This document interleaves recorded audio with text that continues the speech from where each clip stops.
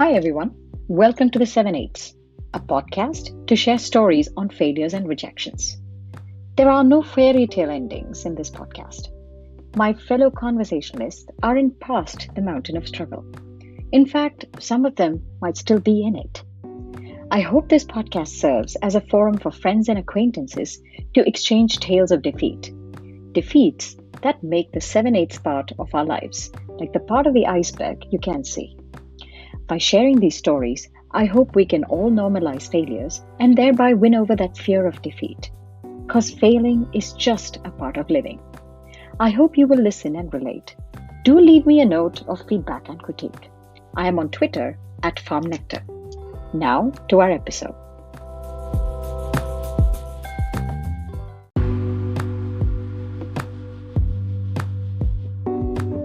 Welcome to Episode 3 of The 7/8ths. For this episode, I invited Namrata Vora to sit down with me and share her stories. Namrata is a friend, a mentor, a fellow mom in crime, just to name a few. She shares her stories of her ups and downs, her lessons learned, the unexpected paths she took, and much more. I'm taking you into our honest conversation. Just listen in. This has been something that I've been mulling about for a little bit. And that's why even I call it the 7/8ths. You see only 1/7 of what a person is going through, the stories of success. Yeah. All of us go through these struggles, these failures and setbacks that we don't share a Nope. lot around. So I'm hoping by just sharing these stories, we just make it more normal. When I see you from an outsider perspective, not being a part of your life, not seeing you go through your journey intimately, I see all success stories. Right? You've got a successful career, and you manage a household with 3 kids. You and your husband are pretty active, and you also were in the planning commission for the city. I mean, you're on the board for startups, you're on the advisory board for Nay3. It's just a lot of accolades, and it's very inspiring. It's very motivating to see someone like you. But I'm sure you didn't get there by just success stories. So I want to hear about, we could start with your earliest memories of that rejection. Oh my God, my earliest memory. Okay, so this was when I was in my undergrad. I interviewed and I got it, and I was thrilled. And so, being mechanical engineering, I was only girl and 240 boys, so it was a pretty big deal. But anyway, I get it, and then you go through a physical exam, right? So, you actually they test you physically, right? Anyway, I never thought any much of it.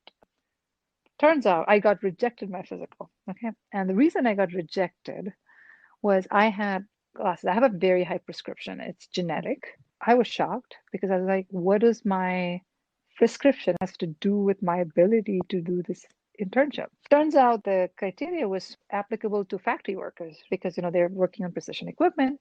I talked to the HR. I said, wait, this doesn't make sense. We're going to be sitting and attending meeting, doing AutoCAD drawings. So the HR was like, yeah, you're right, but it is what it is. And I couldn't believe they didn't have anybody ever come and make that case. I was devastated. I was like, it was something horrible feeling because it's like I genetically inherited this a condition, and I have no control over this, and it's got nothing to do with my abilities, merit. So at that point, I started, figuring out who to approach and everything. And I had a friend of mine, and she was friends with this guy who was the son of the CEO of Telco. Oh, Okay. So I was like, great. I said, you're gonna set me up with a coffee with this guy. So I met him and I made this case. I said, look, I need to come talk to your dad. He was like, oh, yeah, really? This exists? So he invited me to their house. So I remember going to the house as the CEO of Telco at that time.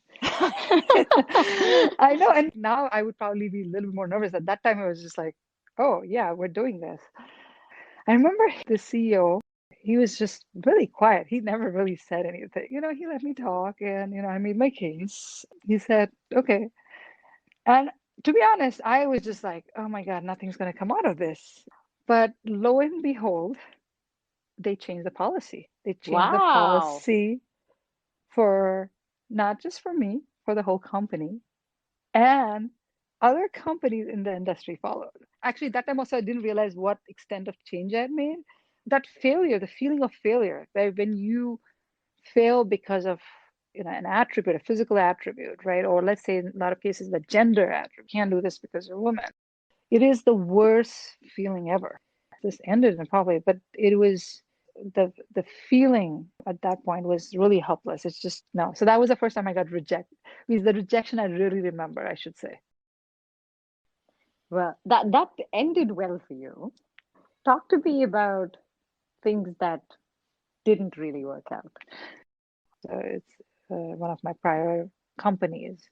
It was the hardest job I've ever done, and I failed at it. I was in the startup. My background's been product management, product marketing for the Mm-hmm. first 15 years of my career. We had a disruptive product, struggling how to sell it. We were not able to figure it out, and getting the right salesperson, going to the right customer, the right pitch, the whole Mm-hmm. 9 yards. My CEO asked me to do sales. Mm-hmm.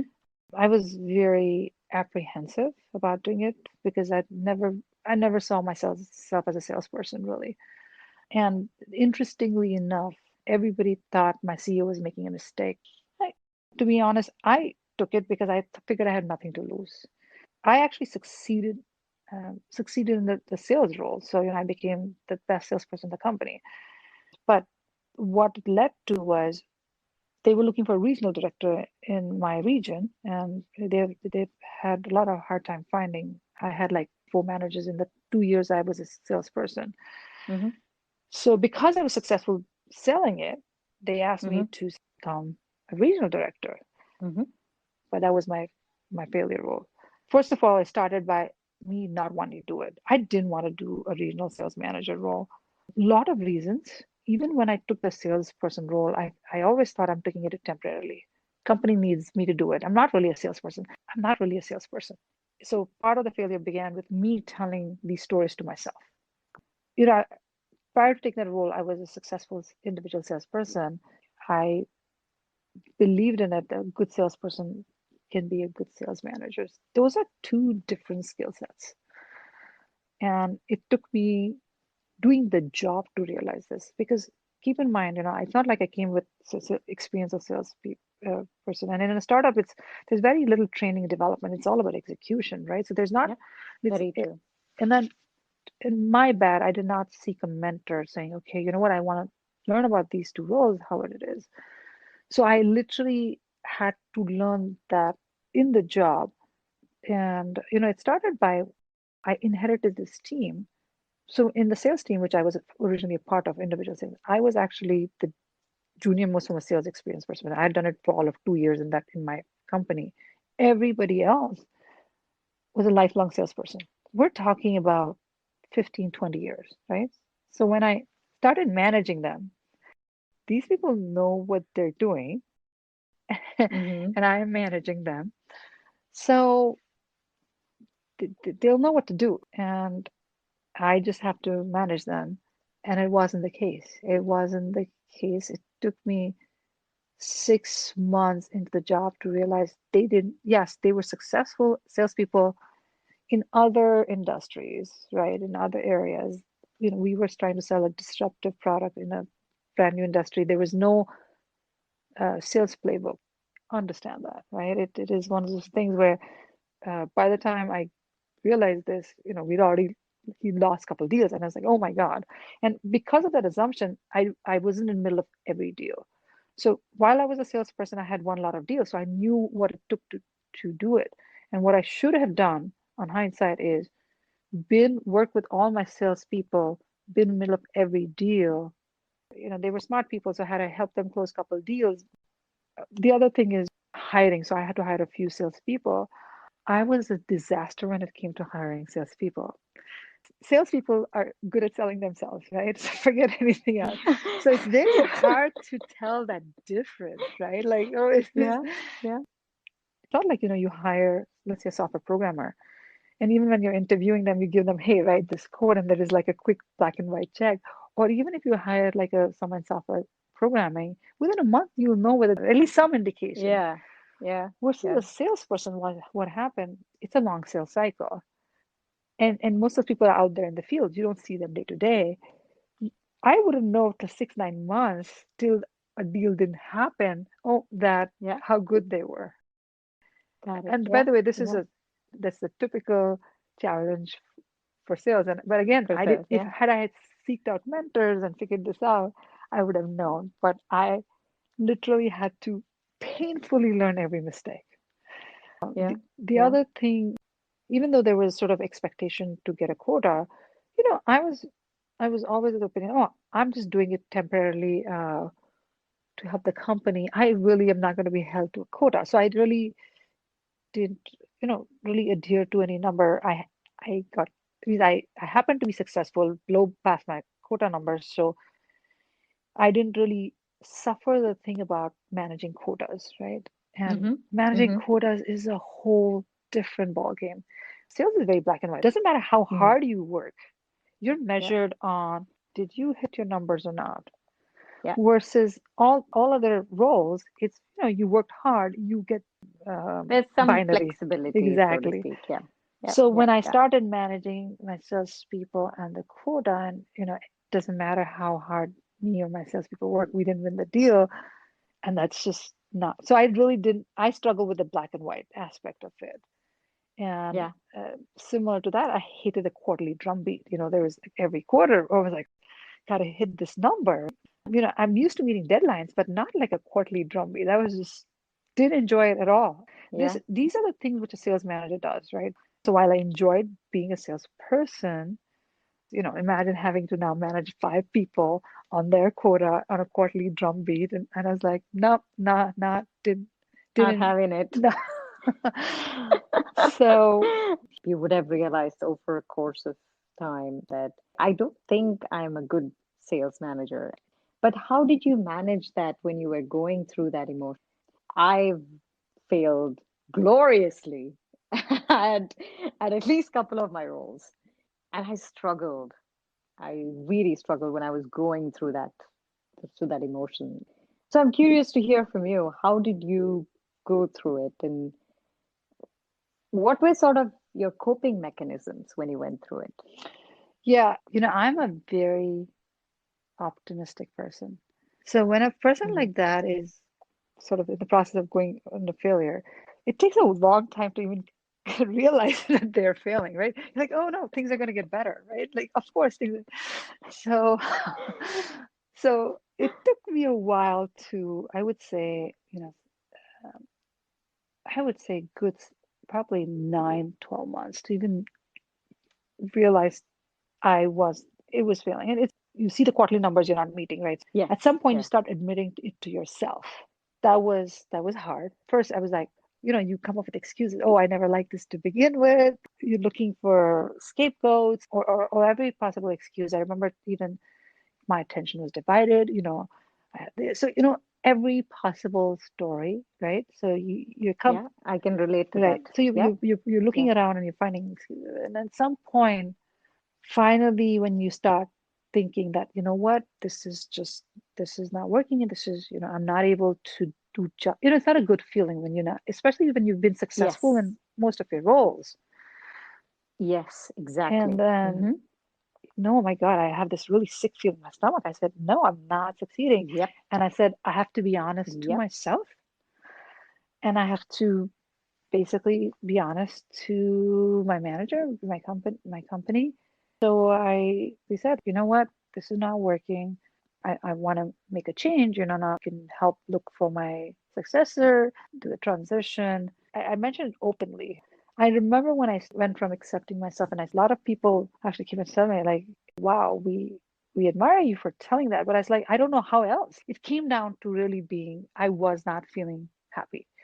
For a person who's optimistic, yeah, you go in a very negative space, And I really needed Yes, to get out of that yes. situation to find myself again.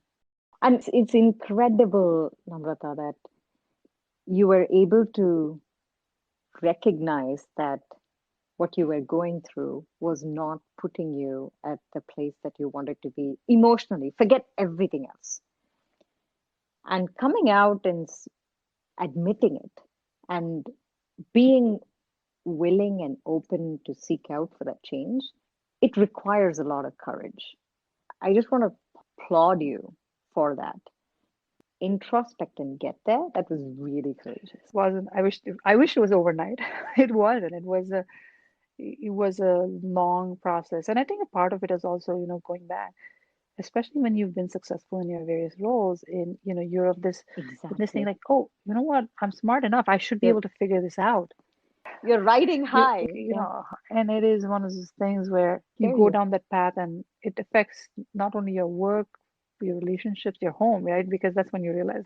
There's another thing that I heard, which I don't think is being said enough. One, because you are successful at an individual contributor role, doesn't necessarily mean that you will be, or even that you have to be successful at a managerial role.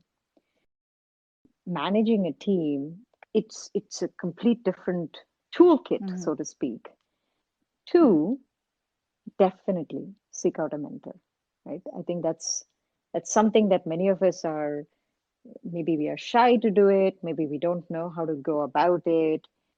I have come to realize that it is incredibly helpful to have a mentor, to just talk through and guide you through such tricky situations, because it's life. Everybody, I mean, it's there's an interesting book that I recently came across. It was written by Julie Zhao. She's a former VP of design of Mm. Facebook. And I think that was probably one of the first very simple language books that I saw being written about being a first time manager. What did you do after that? I was I knew that this is it, done. So I'm glad I did, and I eventually landed up leaving the company for other reasons. That failure, that was one of the best gifts I could have had. I mean, there's so much learning. After that, I left the company. Worked in another startup trying to then went on to join my current company in a role, believe it or not, I'm actually now VP of sales. People were like, wait, that doesn't make sense. But it does, because a VP of sales is not a sales manager role, more of a leadership role. So, I make that distinction. Uh-huh. I was very clear. Yeah. I said, even when I interviewed. Here's a question. How are you thriving? Because sales orgs, especially being very intense, a lot more male than female. What are some of the struggles that you have in your role that, it's almost even, it's subtle, but it is there in a day-to-day way? How do you live through them? Like, I dealt with a lot of my struggles in that regional director role, right? Like I've had people in that role tell me they don't want to deal with a woman of color, right? So I dealt with a lot of those things. When I was offered this role of VP of sales and field operations, I was like, I personally did not know a woman VP of sales who has to travel 70% of the time. I struggle with that. The CEO of my current company, he absolutely believed in it, and our VP of HR also believed in me. I remember telling my coach, I'm like, to they want me to do this role. I'm like, what makes them think that I could do this role? Because again, I did not see mm-hmm. myself. And I remember she just said one thing. She said, okay, if not you, who else? Thinking about a question, and I say, you're right. I am one of the best people who can do this role.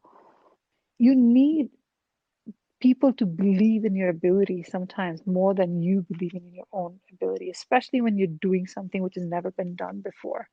Like so. Yeah, yeah, So absolutely. I Mm-hmm. really am really thankful to all those believers in me. So the way I think about it, I always had it in me, right? It means I knew I could do this, but Mm-hmm. there was this lack of confidence. It's a woman problem. I'm telling you, and again, it's not a men thing. Yes. I don't hear men think, wait, can I do that role? Oh, no, no, no.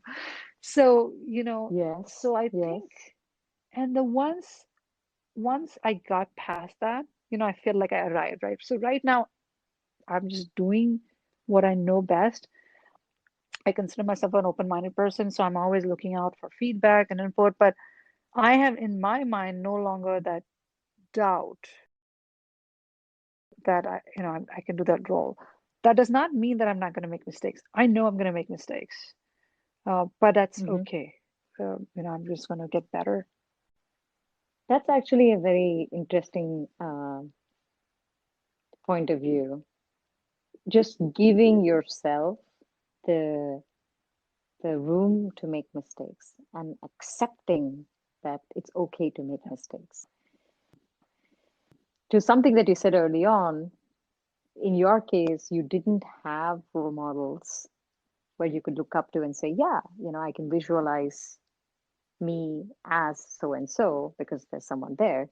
The opposite of it was happening with me. The role models that I saw exuded this, hey, we've got it all figured out. We've got it all together. And like everything in it is in its place with like a nice bow on the top. So for me, it was, the options were simple. Okay, burn yourself out trying to do everything, um, or fail miserably. There was no in between. So it's nice to hear when you say, I mean, of course, it took me a little while to get to a point to say, yeah, these are things I don't care about. It's fine. I don't do it. I fail at it. I'm not, it's not going to eat at me. But these are some of the things that I really care about. And if I'm failing at it, then I have to figure out how to do better. And it's okay to fail. I believe in work in progress over perfection. Perfection doesn't, for me, it doesn't exist. It's just like, if you made a mistake, what are you doing to, get either, you know, get Get better or get finding over it. something else Yeah. you're better at, right? So, You touched on this a little bit, which is a question of credibility. I'm curious to know if there were sort of street cred issues that you ran into when you start managing a team of salespeople that have extensive years of sales career, and you didn't have that kind of street cred. To double whammy that, you're also a woman of color. Were there issues that you ran into? the people I was managing, my team, there was a bunch of Hmm. men, felt something they didn't tell me directly, but it showed up in their behavior. So, for example, when they would Yeah, take me to customer meetings, they would yeah, not introduce me as I'm the regional director. They would just introduce me as their colleagues. It it's is very subtle. subtle. Yeah. At that time, I was Hmm. just like, I'm going to work harder. I'm going to show that I'm the credibility, right? Versus not Yeah, yeah. commanded. And I don't know how I would have done it, but or maybe just introduce myself. By the way, I am this, right? Something like that. I'm sure I could have come up with. But at that time, I was like, oh, okay, this person's for some reason is embarrassed of introducing me as their manager because I'm a woman and I don't have that many years of experience. So I was like, okay.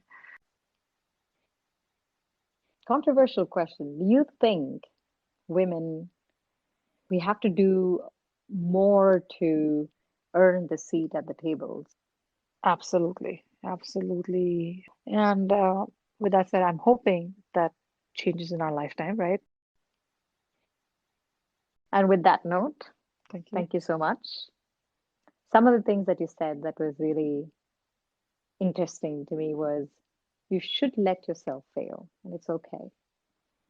Accept it. You also pointed out the fact that getting that kind of support, they're willing to put their weight behind you, is is essential for being successful at a role. And having that mentor wisdom coming to you that'll help you see around the corners where you have blind spots. So thank you. This was a Oh, this was fun this was conversation. And that's how the cookie crumbles. Namrata reminded me that you should expect yourself to fail. You should allow yourself to make those mistakes, but seek a mentor to guide you with identifying those blind spots and to help you learn to recover. build your personal support network group. They will help you face those naysayers and those subtle actions or remarks of dissent. I hope you enjoyed this episode as much as I did. Do share your thoughts. I am on Twitter @FarmNectar. Until the next conversation. Cheers, guys.